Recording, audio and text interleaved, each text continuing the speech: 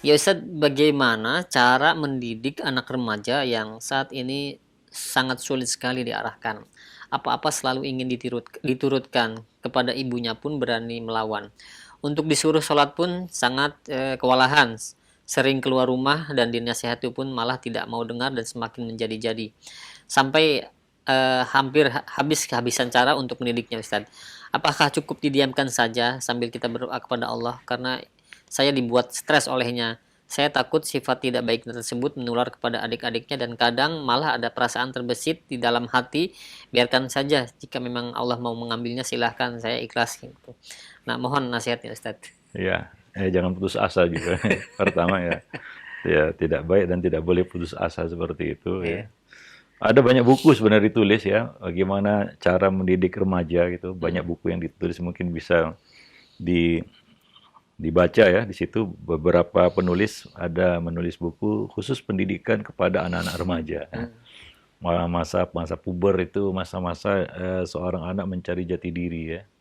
eh, apa namanya ya apa namanya kita katakan mengalami masa kelabilan ya labil ya kita Hmm. katakan masa-masa labil ya dia mencari identitas dirinya. Nah ini perlu di sini tentunya dipepet oleh orang tua, Hmm. didampingi terus oleh orang tua. Nah ini peran orang tua yang sangat penting karena kita berhadapan dengan zaman berbeda dengan zaman dahulu ya. Hmm. Nah, kita menghadapi zaman yang sangat sangat cepat ya. Anak ini bisa memperoleh informasi di luar ya. Dia bisa berkembang dengan cepat ya, tidak seperti kita zaman-zaman dahulu yang serba terbatas ya. Pergaulannya juga bisa tanpa batas ya. Seperti hari ini mereka bisa berteman di media sosial dengan siapapun dari manapun ya. Jadi memang tantangan besar bagi orang tua. Nah, disinilah peran orang tua ya sebenarnya untuk selalu kalau bisa mendampingi, ya, mendampingi. Walaupun anak itu, apalagi anak itu remaja ya, enggak mungkin nggak bisa kita lepas begitu.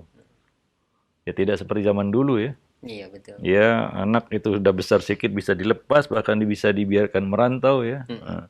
Karena memang dulu informasi satu arah dari orang tua saja ya. Iya. Sekarang kita dapat informasi, dapat masukan dari mana saja. Banyak orang-orang yang ikut terlibat di dalam pendidikan anak-anak kita Insya Allah. yang tidak diundang. Di sini juga akan dibahas nanti bahwa kita tidak sendiri mendidik anak-anak kita. Ini menjadi PR orang tua. Maka ya cara pertama mungkin adalah tetap mendampingi anak. Kalau bisa ya jangan jauh. Karena kita bisa memantau perkembangannya ya dari hari ke hari, ya, pekan per pekan, bulan ke bulan, tahun per tahun. Nah, demikian. Ya, jadi kita bisa mengevaluasi. Kalau ada satu yang salah, something wrong, misalnya bisa kita perbaiki ya, dengan cepat begitu. Beda kalau kita lepas, ya kita tidak dampingi. Nah, ini yang sangat berisiko. Ya, kemudian ya seperti menaikkan layang-layang lah, kita contohkan ya. Yaitu perlu tarik ulur ya sekarang ini. Dituruti terus juga nggak tepat, atau ditentang terus juga dia akan menggeliat. Anak sekarang ya itu dia. Dia akan cari berbagai macam cara, jalan untuk menggapai apa yang diinginkannya. Ini akan berbahaya jika orang tua sudah tidak menggigit lagi istilahnya, ya sudah kehilangan taringnya ataupun kukunya. Nah, mungkin anak itu seperti apa ya kita katakan lepas dari ikatan nantinya. Jadi ini perlu main tarik ulur lah sekarang ini ya. Ya kita mengarahkan sebenarnya itu. Nah disinilah peran kedua orang tua saling dukung mendukung ya. Orang tua bersinergi ya saling bekerja sama ya. Mereka berkoordinasi. Kadang-kadang orang tua itu perlu permainan juga ya.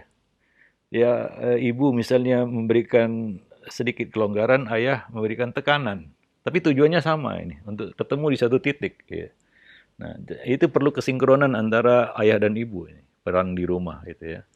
Ya maka untuk sekarang ya zaman sekarang ini ya memang idealnya jangan single parent kalau bisa kalau Hmm. bisa ya karena peran keduanya sangat penting untuk membalancekan gitu anak itu bisa kita katakan dijebak gitu ya tanpa terasa dia masuk jebakan orang tuanya ya orang ayah dan ibu ya mungkin mainkan peran yang berbeda ya untuk menggiring anak ini ya Jadi seolah-olah anak itu dapat angin dari ayahnya, tapi sebenarnya itu tekanan dari ibunya begitu. Sehingga anak ini bisa tanpa terasa masuk ke dalam perangkap orang tuanya, keinginan orang tuanya. Nah, di sini penting ya, sangat penting, yaitu apa? Kesinkronan ya, kerjasama yang apik ya, istilahnya Pemko Medan gitu ya, sama-sama bekerja dan bekerja sama itu ya untuk mengarahkan anak ini begitu. Kadang-kadang perlu stressing yang berbeda begitu antara ayah dan ibu. Ya, tapi tujuannya sama begitu, ingin mengarahkan anak ini tanpa terasa begitu. Karena kalau dua-duanya strength itu ya, anak ini akan cari jalan lain. Ya, tapi kita lihat ya sebagian anak ada yang nurut, tapi ada yang nekat ya. Ya, anak sekarang ya. Iya. Ya, mungkin pemirsa tahu lah bagaimana susahnya ya mendidik anak gitu dan para guru juga mungkin pusing kepala di sekolah menghadapi anak-anak remaja. Ya, kita pernah hadir di satu apa namanya kajian lah ya untuk anak-anak gitu. Untuk mendiamkan anak ini tidak ngobrol waktu taklim aja susah itu. Iya, betul. Susah itu. Ya kadang-kadang ya seperti itu. Jadi ya demikian. Antara hadiah dan hukuman itu juga harus balance ya. Nah, jangan anak itu terus dijejali dengan hukuman, tapi kebaikannya tidak pernah diapresiasi. Nah, itu juga dia merasa ketidakadilan di situ. Ya, sehingga terkesan orang tua otoriter. Ya, nah demikian. Dua-duanya apalagi begitu ya. Sangat sama-sama menekan anak ini. Nah, ini anak ini merasa bisa stres juga anaknya itu ya.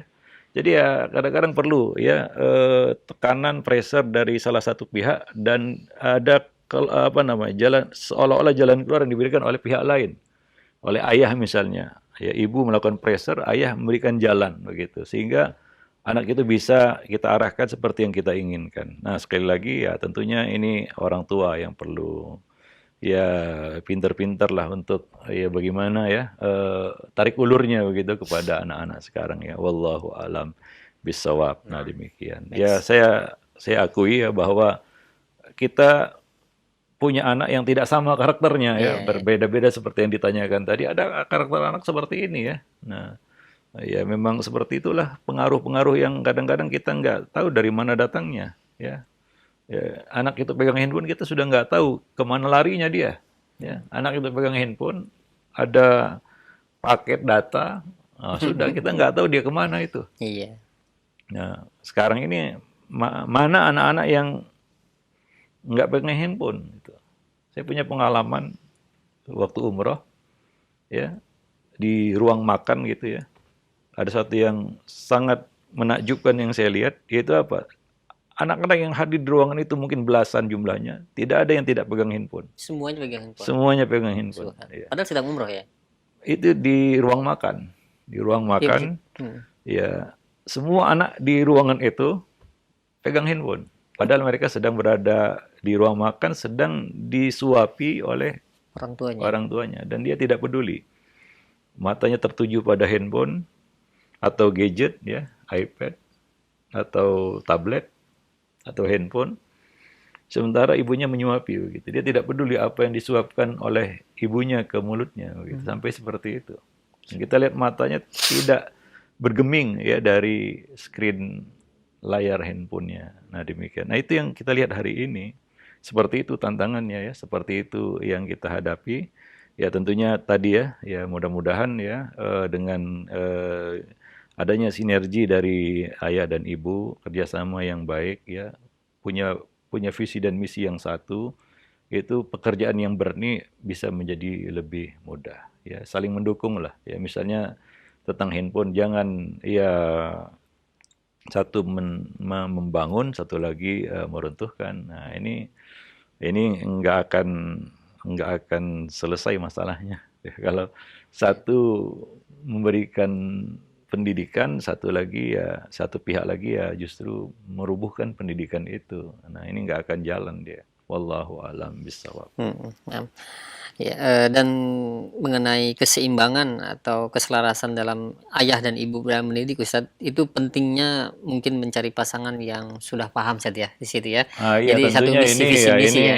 ini ya itu mempermudah tugas ya sebenarnya Heeh. ya. Makanya Nabi perintahkan kepada para ikhwan, itu para syabab pemuda agar memilih pasangan yang bagus agamanya, yang sudah siap begitu. Karena ya tentunya kita kan menikah tujuannya untuk mendapatkan anak keturunan, ya.